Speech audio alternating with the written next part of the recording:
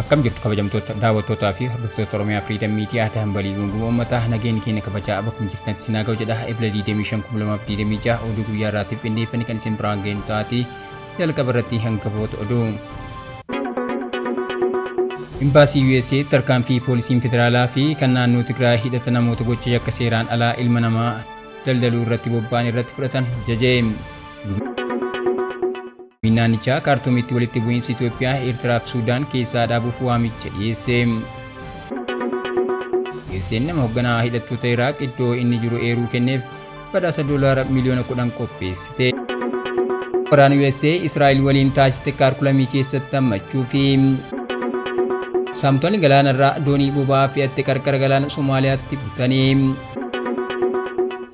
OFM dambalii gungumoo uummataa irraa oduu sitti kan isin waliin turu hanga walaabuutii amma oduu bal'inaan.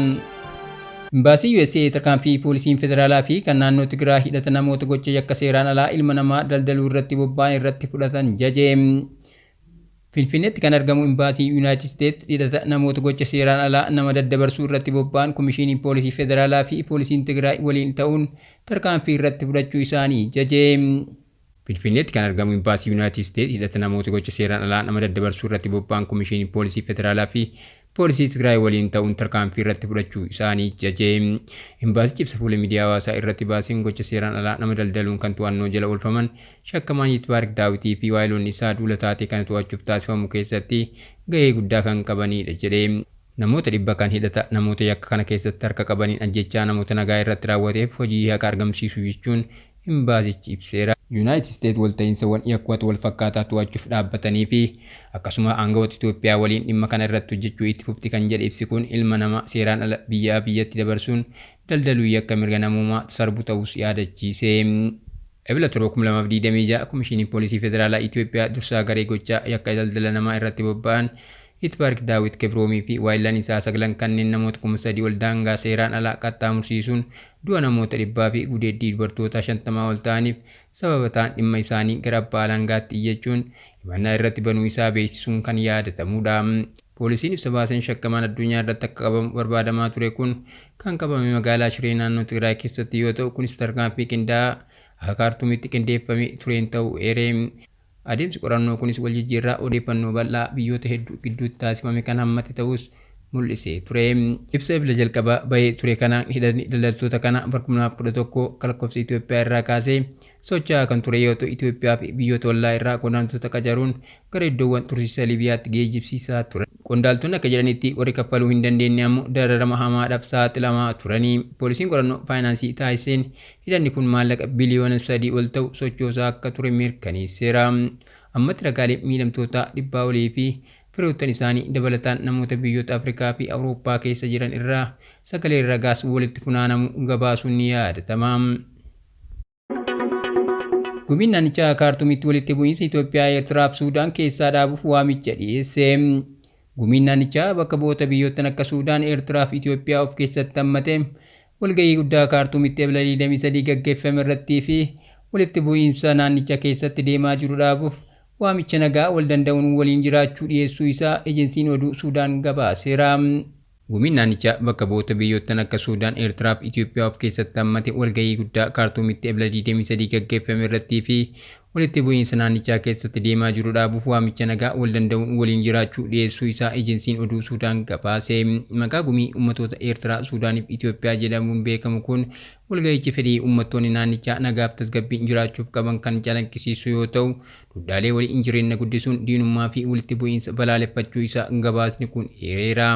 Walgahii kanarratti dubbiimtoonnii fi bakka bu'oonni hawaasota adda addaa kanneen akka Tigraay, Amaaraa, Oromiyaa fi Somaaliyaa irraa dhufan akkasumas ergamtoonni Suudaanii fi Eertiraa gochawwan hammeennaa itti fufan irratti ejjennoo tokkummaa qabaachuu isaanii ibsaniiru. Keessattuu nagaa waaraa fiduuf karaan filatamaa yaada mariitti amanuu akka naannootti waliin hojjechuu daangaa walabummaa walii kabajuu ta'uu isaa jabeessanii dhiyeessaniiru. Hirmaattonni walgahichaa walitti dhufeenya daangaa ce'uu jabeessuun akka barbaachisu kan addeessan yoo ta'u walitti makama hawaasota daangaa fi duudhaalee tokkummaa fi nagaa cimsuuf waamicha dhiyeessaniiru. Walgahichi uummattoota naannichaatiif boruu tasgabbii fi badhaadhina kan qabu uumuuf qindoominaan hojjechuuf waadaa seenuun xumurameera. USA'n nama hoogganaa hidhattoota Iraaq iddoo inni jiru eeruu kenneef badhaasa $10 miliyoona qopheessite. Ministeerri dhimma alaa Ameerikaa nama odeeffannoo hoogganaa milishaa Iraaq Kataayib Sayyid Al-Shuhadaa KSS kan Teeraaniin deeggaramu Waashingitan dhaabbata shororkeessummaa jettee moggaaftu eeruu kenneef hanga $10 miliyoona dhiyeessaa jira. Ministeerri dhimma alaa Ameerikaa nama odeeffannoo hoogganaa milishaa Iraaq Kataayib Sayyid Al-Shuhadaa kan Teeraaniin deeggaramu Waashingitan dhaabbata shororkeessummaa jettee moggaaftu eeruun kennuuf hanga $10 miliyoona dhiyeessaa jira. Qondaaltonni Ameerikaa kamisa darbe miidiyaa hawaasaa irratti maxxansaniin waa'ee hoogganaa KSS Hashim Feniyaan Rahim Al-Sarraj kan Abu Alaa Al-Walaayi jedhamuun beekamu odeeffannoo barbaadaa akka jiran himaniiru. Waashingitan gareen kun namoota nagaa Iraaq ajjeesee dhaabbilee dippiloomaasii Ameerikaa Iraaq keessa jiranii fi buufata waraanaaf hojjettoota Ameerikaa Iraaqii fi Sooriyaa keessa jiran haleelee jira jedha. Ergaan kun odeeffannoo waa'ee bakka Al-Sarraj jiru jijjiirraa fi badhaasa argachuuf ulaagaa guutuu danda'a jedha. Al-Sarraj gamtaa kana keessatti teessoo kan qabuu fi paarlaamaa keessatti harka caalu qaba. Gareen Iraaniin deeggaraman imbaasii Ameerikaa magaalaa guddoo Iraaq keessatti argamu buufata xiyyaaraa Baagdaad keessatti dhaabbata dippiloomaasii fi loojistikii fi dirree boba'aa dhaabbilee biyya alaatiin gaggeeffamu irratti xiyyeeffataniiru. Waldhabdee waggoota kurnaniif ture booda tasgabbii tokko tokkoon kan argatte Iraaq Ameerikaa fi Israa'el gurraandhala 28 Iraan yeroo haleelan battalumatti garee waraana baha jiddu galeessaatti harkifamte. Jalqaba baatii kanaa hoogganaan Kataayib Hizbullaa milishaa Iraaq humna guddaa qabu kun kan gaazexeessituu Ameerikaa Sheelii Kitilsan osoo bilisa hin baasin torban tokkoof qabate badhaasni wal fakkaataan kennameefii ture. Gabaasni miidiyaalee Ameerikaa Waashingitan torban kana keessa Baagdaad gareewwan Teeraan deeggaran irratti tarkaanfii akka fudhattu dhiibbaa godhaa kan turtee fi maallaqa ergamuu fi sagantaa nageenyaa Iraaq keessatti hojjetamuuf maallaqa kennuu guruuni jedha. Odeessa ibaatiin Ameerikaan waldhabdee Iraanii deeggarsa dhabuu isiitiin walqabatee Ispeen miseensa naatoo irraa dhoorguuf yaadaa akka jirtu himame. Ameerikaan miseensota naatoo waraana Iraan waliin tumsa hin goone irratti tarkaanfii bulchiinsaa fudhachuuf yaadaa akka jirtu gabaafameera. Tarkaanfiiwwan kana keessaa tokko Ispeen gamtaa kana irraa dhoorguu dandeesse. Akka Reuters jedhutti imeelii keessoo Peentaagoon waabeffachuun ministeerri ittisaa Ameerikaa waa'ee michoota isaa tokko tokko yaaddoo guddaa akka qabu ibseera. Komiin kun kan madde biyyoonni kunneen humnoota Ameerikaa hayyama balali'uu olaanaa kennu buufata waraanaa fayyadamuu fi deeggarsa loojistikii kennuu diduu isaanii. Ispeen biyyoota waldhabdeen kun erga jalqabamee kaasee ifatti waraana kana mormuun beekaman keessaa tokko yoo taatu irra deddeebiin naannoo qilleensaa fi buufata waraanaa isii ergama kanaaf akka hin fayyadamne dhoorkiteetti. Qondaaltonni olaanoo mootummaa Ameerikaa yaadni Ispeen gamticha irraa dhoorguu yoo ta'amma qoratamaa jira malee murtoodhumaa akka hin taane himaniiru. Haa ta'u malee tarkaanfiin kun hojiirra kan oolu yoo ta'e illee dhiibbaa waraanaa kallattii caalaa hiika dippiloomaasii fakkeenyaa qabaachuu isaa hin oolu. Iraan waraana USA Israa'el waliin taasiste kaarkulamii keessatti hammachuu fi waliigaltee dhukaasa dhaabuu Iraanii fi humnoota dhiyaa jidduutti hojiirra ooluu isaatiin mootummaan Teheraan sirna barnootaa biyyattii irratti jijjiirama guddaa beeksise. Waliigaltee dhukaasa dhaabuu Iraanii fi humnoota dhiyaa jidduutti hojiirra ooluu isaatiin mootummaan Teheraan sirna barnootaa biyyattii irratti jijjiirama guddaa beeksise.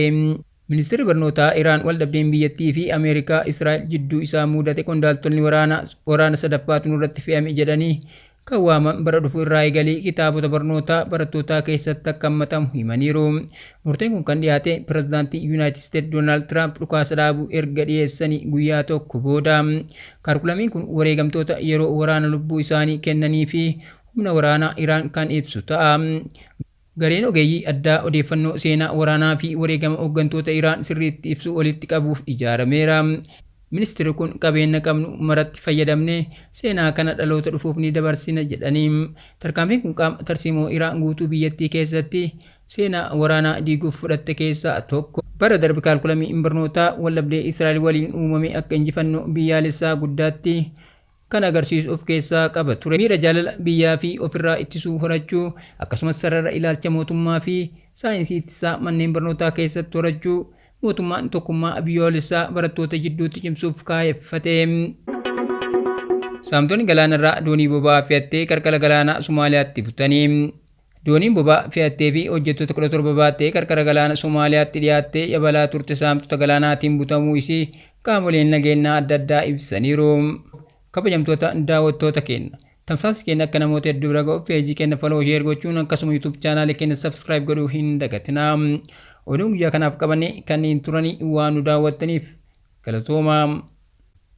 Dooniin boba'aa fe'attee fi hojjettoota 17 baattee qarqara galaanaa Somaaliyaatti dhiyaattee yabalaa turte qaamtota Dooniin boba'aa fe'attee fi hojjettoota 17 baattee qarqara galaanaa Somaaliyaatti dhiyaattee yabalaa turte saamtota galaanaatiin butamuu isii qaamoleen nageenyaa adda addaa ibsaniiru. Dooniin Honor 25 jedhamuun beekamtu kun harbaa galgala Ebla 23 2026 qarqara galaanichaa irra tilmaamaan kiiloomeetira 55 fagaattee yabalaa osoo jirtu namoota hidhatan ja'an to'atamuu isii abbootiin taayitaa ibsaniiru. Kutaa Garba Hindii kanaan dura saamicha galaanaatiin beekamu kana keessatti waggoota 3 darban gochi kun dhaabbatee kan ture ta'us kaluu kana garuu imbaasota qurxummii keessanii fi kanneen fe'umsa irratti xiyyeeffachuun deebi'ee kaasee jira. Dooniin boba'aa fe'attee gara magaalaa guddoo Somaaliyaa Mogaadishootti malaa turte kun butamuunis Mogaadishoo keessatti sababa waraanaa Ameerikaa, Israa'eel fi Iraaniin boba'aan gatiin isaa harka 3 ol ka'ee jiru keessatti addoo dabalataa uumuu akka danda'u miidiyaaleen gabaasaniiru. Dooniin kun boba'aa barmeela 18,500 fe'attee akka turte humnoonni nageenyaa naannoo Puutlaand irraa argaman miidiyaaf mirkaneessaniiru.